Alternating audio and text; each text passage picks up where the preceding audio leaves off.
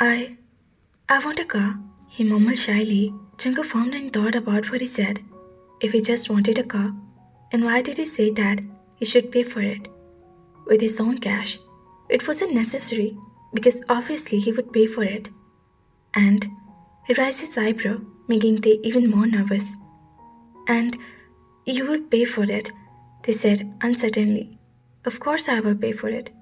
What I wanted to know is why you specifically say that. My knees are numb. Will you please let me go? They muttered uncomfortably.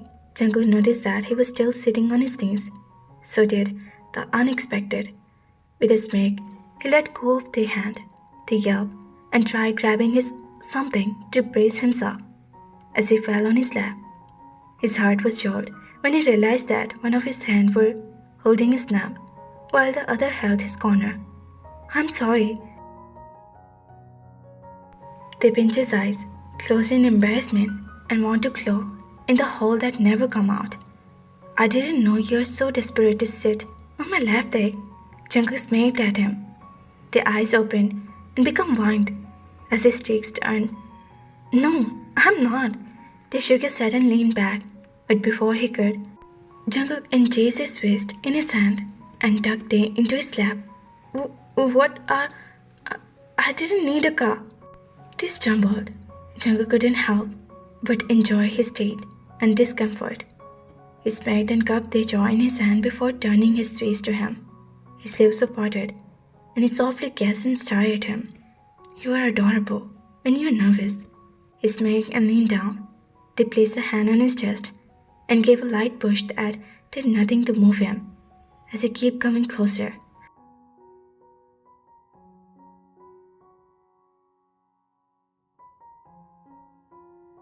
I am not. Jungkook parted his lip at his, not giving Tae a chance to speak. This time he kept the kiss slow and soft, unlike the other kisses they were demanding. They was too stunned to respond. That ice cold lips on hands and just stayed there silently. The coldness of his lips made Tae shiver, and he gave another push on his chest and also moved his head to the side, making his lips come into contact with Tae's cheeks. I'm not adorable, they breathed out, still staring outside. They noticed that they were in the area where their house was located, and it almost a vast void of vapor roaming around. Thank God no one can see them like that. What was wrong with Jungkook? He took advantage of his action and peeked his face and then side of his ear. You are adorable. He peeked the jaw. And beautiful. Another peek on the chin. Stop! They placed his hand just below his neck and pushed him. We need to go. He kissed her again to much his annoyance. They tried to pull back, but his hand on the back of his neck stopped him. For doing so, he nibbled their lips before letting go. They couldn't deny that he liked it. But what was he doing? I want to go home. They climbed off his lap and sat on his own seat. Although they had kissed before, but they was not used to that affections. They thought that he was going too fast, and he was not ready. Fine, Jungkook said as he didn't just make out with him. He started the car and after some time asked him, You don't need to tell me about spending my money on you. Don't listen to your friends. You're my wife, and you have the right to use my money as much as I do. They closed his eyes and heat were curled up in his neck.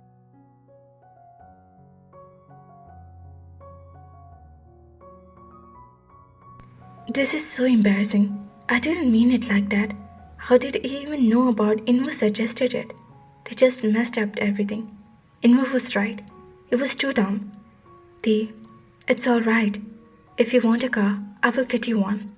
He just grabbed the hand and squeezed it. No, I didn't want it from you. It was Wu who said I should let you buy me one. They murmured before, embarrassing at the end. I know, but it's not like I would have to let you use your own money. He suggested, and the sign decided to just shut up instead of making the situation worse. Since they reached home and had afternoon coffee together before he curled up on the couch to watch movies, and Jungkook talked to someone on the phone. On the other side of the lounge, eventually he slept on the couch and let his dream take over his mind. I'm going to kill him.